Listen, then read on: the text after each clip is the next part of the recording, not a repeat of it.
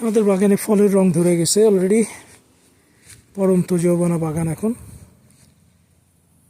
তার মধ্যেও বেগুনের ফলন কিছু আছে। মরিচ মাশাআল্লাহ এখনো আছে।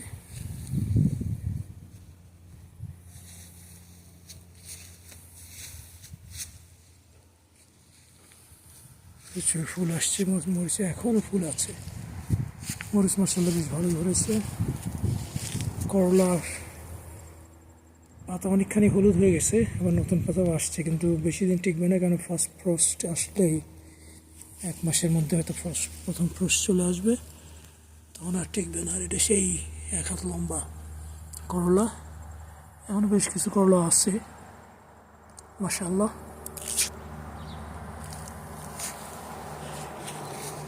আমাদের এই টমেটো গাছগুলো এখানে পুদিনা, পাতা, করলা এবং টমেটো একসাথে জ্বালানো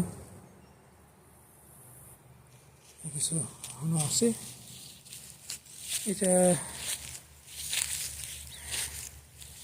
চেরি টমেটোর একটু বড় জাত, ভাইন টমেটো বা চেরি টমেটোর মতো হবে। এখানে আমাদের কিছু ক্যাপসিকাম এসছে ছোট ছোট পটে, একদম ছোট্ট ছোট পটে। এটা একেবারেই ছোটো একটা পট, সেটাতে একটা ক্যাপসিকাম এসছে।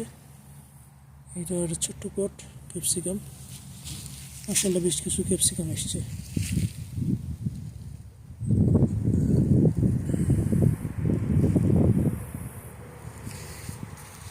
এইদিকে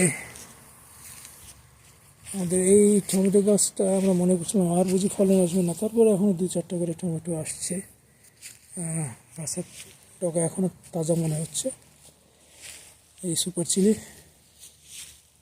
চমৎকার হয়, এই সুপার চিলিটা অনেক বড় বড় হয়। আর এটা আর একটা মরিচের জাত, আমরা কই উবুদা মরিচ, মানে ভরে খাড়া হয়ে থাকে।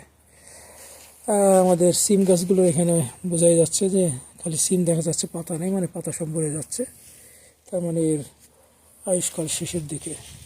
আর এখানে নিজে নিজেই গড়ে চলে জমে ওঠা, এটার মনে সম্ভবত গ্রেপ টমেটো বলে, এটা ঠিক রমানা গ্রেপ জাতীয় টমেটো। মরিচ বেগুন গাছ যেগুলো মাটিতে লাগানো, সেগুলো এখনও মোটামুটি ফুল দেখা যাচ্ছে। টবের গাছগুলোর মধ্যে এটাই এখন পর্যন্ত কিছুটা আছে ফলে বেগুনের। আর এমনি ইয়ার গাছগুলো এখনও মোটামুটি দেখা যাচ্ছে, তরতাজা আছে। ওইখানে একটা শশার কোনা দেখা যাচ্ছে।